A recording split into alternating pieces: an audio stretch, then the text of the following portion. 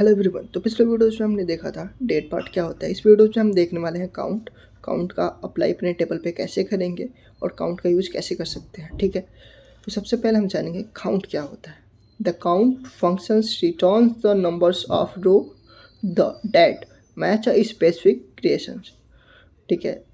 तो इसमें मुझे ये क्या बता रहा है, ये बोल रहा है कि देखो एक हमारे पास टेबल है, जैसे मैंने ये साइड में बना रखा है।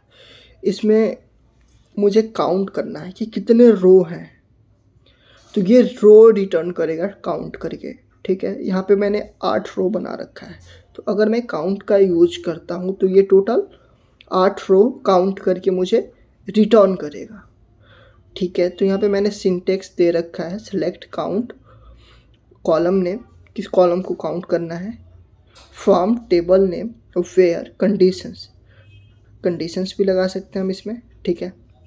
Select count star from table name, ठीक है। अब हम चलते हैं अपने एसक्यूएल सर्वर में और देखते हैं काउंट का यूज़ कैसे करेंगे।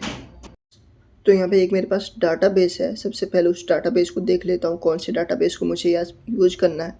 तो यहाँ पे ऑनलाइन क्लास के नाम से एक मेरे पास डाटाबेस है, तो मैं डाटाबेस को यूज़ कर लूँगा सबसे पहले, ठीक है। इसको सेलेक्ट करके F5 प्रेस करोगे फिर भी ये एग्जीक्यूट हो जाएगा।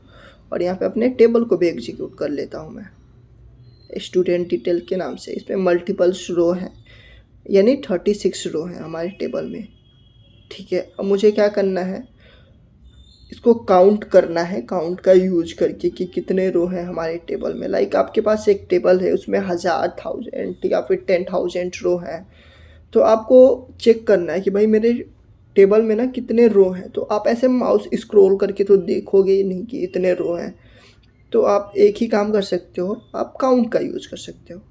तो यहाँ पे मैंने देखो काउंट का यूज़ करा। फ़िलहाल मैं स्टूडेंट आईडी को काउंट कर रहा हूँ, तो यहाँ पे 36 रो शो कर रहा है, ठीक है। अब मुझे क्या करना है, मैं चाहता हूँ कि यहाँ पे देखो, यहाँ पे स्टूडेंट नेम को मुझे काउंट करना है कि कितने स्टूडेंट हैं, यानी कितने रिकॉर्ड जो हैं हमारे टेबल में वो यूनिक है, क्योंकि यूनिक तो हमारा आईडी भी है, ठीक है। तो आईडी जो है वो डिस्टेंस यानी यूनिक रिकॉर्ड रिटर्न नहीं कर रहा है। तो यहाँ पे हम स्टूडेंट नेम को क्या करेंगे, अपने कॉलम के अंदर ब्रैकेट के अंदर रखेंगे और यहाँ पे हम डिस्टेंस का यूज करेंगे। डिस्टेंस जो होता है हमारा यूनिक रिकॉर्ड रिटर्न करता है, ठीक है।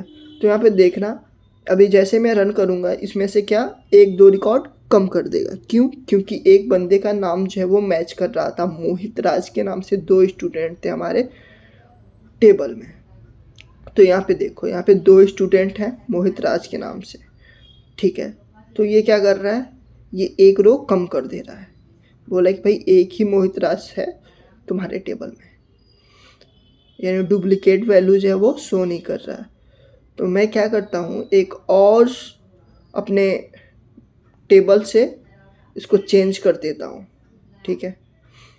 यानी एक और रो का नाम मोहित राज ही कर देता हूँ और उसके बाद से मैं अपडेट करके इसको फिर काउंट को रन करूँगा और देखना फिर एक और रो कम हो जाएगा। तो अगर आपको जल्दी जल्दी किसी भी चीज़ को अपडेट करना है तो आप इस क्वेरी का यूज़ कर सकते हो जो मैं अभी यूज़ कर रहा हूँ, एडिट रो, ठीक है।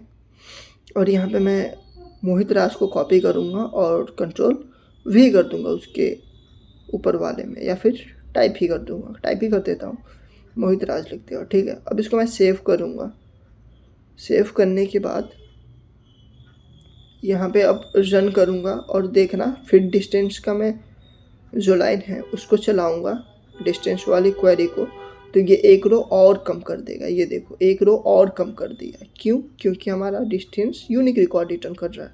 अगर हम चाहते हैं, लाइक आप चाहते हो कि क्या इसमें हम मल्टीपल कॉलम ऐड कर सकते हैं, तो नहीं, इसमें मल्टीपल कॉलम हम ऐड नहीं कर सकते, क्योंकि देखो मैं यहाँ पे क्लास को ऐड कर रहा हूँ। मैं चाहता हूँ कि क्लास में भी मुझे देखना है कि कितने रिकॉर्ड हैं, तो वो मैं नहीं कर सकता, ठीक है। एक ही कॉलम का नेम हम काउंट कर सकते हैं, आप जिसका भी चाहते हो काउंट करना उसका काउंट कर सकते हो। तो ऐसे लग रहे हमारे वीडियोज़ के साथ मिलते हैं अगली वीडियोज़ में। Thanks for watching.